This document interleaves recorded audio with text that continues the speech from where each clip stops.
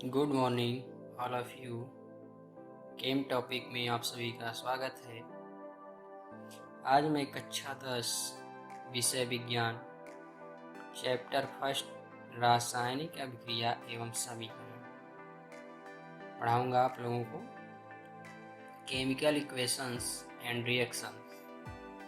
तो सबसे पहले हम यह देखेंगे कि रासायनिक अभिक्रिया क्या होती है। What is chemical equation. तो रासायनिक अभिक्रिया वह होती है जिसमें दो या दो से अधिक पदार्थ आपस में क्रिया करके कोई नया उत्पाद बनाए। जैसे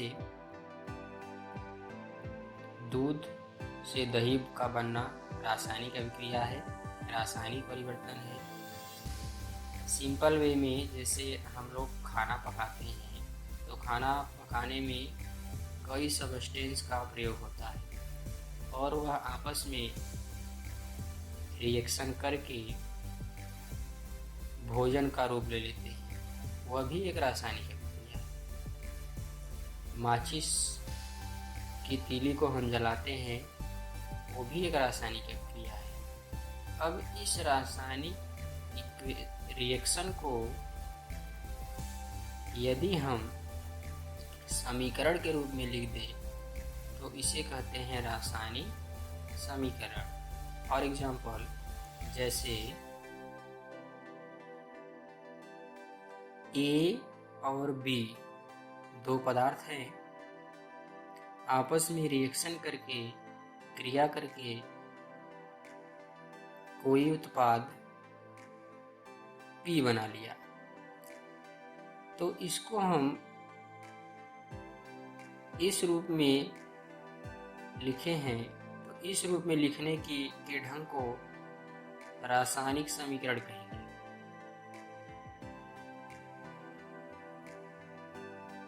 यानी कि रासायनिक समीकरण उसे कहते हैं जिसको हम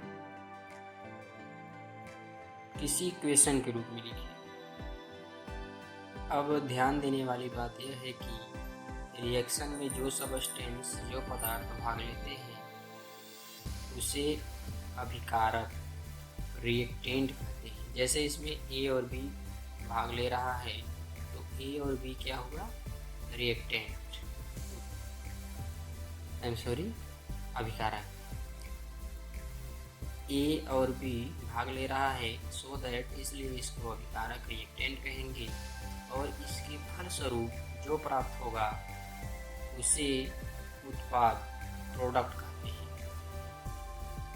उत्पाद प्रोडक्ट कहते हैं। ठीक, यदि आपसे पूछ दिया जाए कि व्हाट इज रिएक्टेंट, अभिकारक क्या होता है, तो आप लोग यही जवाब दीजिएगा कि वह सभी पदार्थ जो रासायनिक अभिक्रिया में भाग लेते हैं रिएक्टेंट कहलाते हैं, अभिकारक कहलाते हैं, तथा उसके फलस्वरूप जो प्राप्त होता है उसे प्रोडक्ट उत्पाद कहते हैं।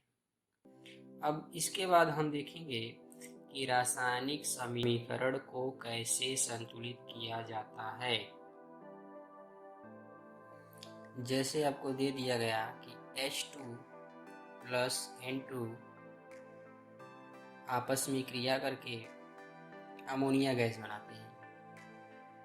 तो किसी भी रासायनिक समीकरण को संतुलित करने से पहले यह ध्यान दिया जाता है कि रिएक्टेंट और प्रोडक्ट, अभिकारक और उत्पाद, दोनों तरफ परमाणुओं की संख्या इक्वल होनी चाहिए। जैसे इस समीकरण में देखिए, लेफ्ट साइड अभिकारक में हाइड्रोजन की संख्या 2 है तो उत्पाद में भी 2 होना चाहिए, और नाइट्रोजन की संख्या 2 है तो उत्पाद में भी 2 होना चाहिए।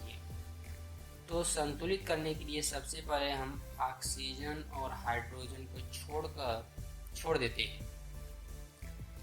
उसके बाद जो परमाणु बचता है सबसे पहले उसको हम बैलेंस करते हैं। बैलेंस कैसे करते हैं, उचित संख्या से गुणा करके। जैसे इस इक्वेशन में नाइट्रोजन 2 है, अभिकारक की तरफ नाइट्रोजन 2 है और उत्पाद की तरफ 1 है। यदि हम उत्पाद में 2 से मल्टीप्लाई कर दे तो नाइट्रोजन की संख्या बराबर हो जाएगी।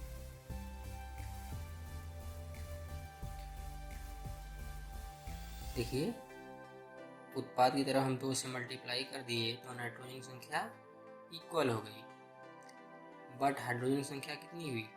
3 दूना के 6, प्रोडक्ट में 6 हो गया, लेकिन अभिकारक में 2 ही है।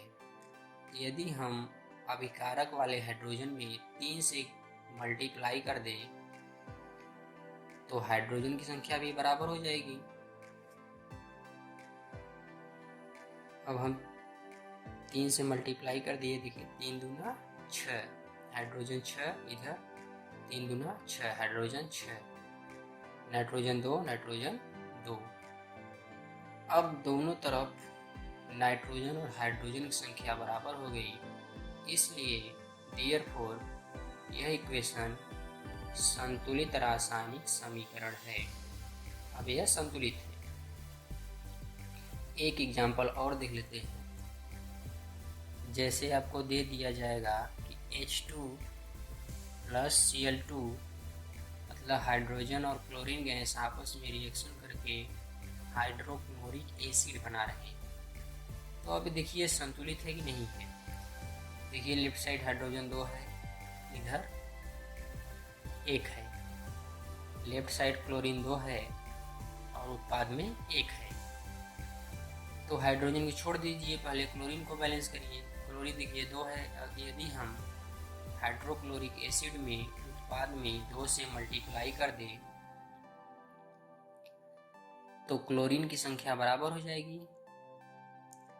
तो हम 2 से मल्टीप्लाई कर दिए, देखिए क्लोरीन की संख्या बराबर हो गई और हाइड्रोजन भी 2 हो गया।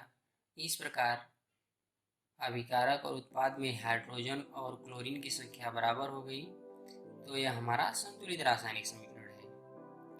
कभी कभी क्या होता है, यह संकेत के रूप में न लिखकर हिंदी में लिख देता है, जैसे हाइड्रोजन और ऑक्सीजन क्रिया करके जल बनाता है।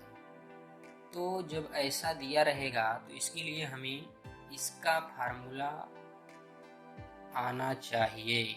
जैसे हाइड्रोजन है तो हाइड्रोजन को क्या लिखते हैं, H2 प्लस ऑक्सीजन है तो O2। अब जल का फार्मूला क्या होता है, H2O। इतना आना चाहिए। अब देखिए हाइड्रोजन की संख्या तो बराबर है, बट ऑक्सीजन इधर 2 है, अभिकारक में 2 है, उत्पाद में 1 है। यदि हम उत्पाद में 2 से मल्टीप्लाई कर दें तो ऑक्सीजन की संख्या इक्वल हो जाएगी। हाइड्रोजन देखिए 2 से मल्टीप्लाई कर दिए और ऑक्सीजन की संख्या बराबर होगी, बट हाइड्रोजन उत्पाद में 4 हो गया और अभिकारक में 2 ही है।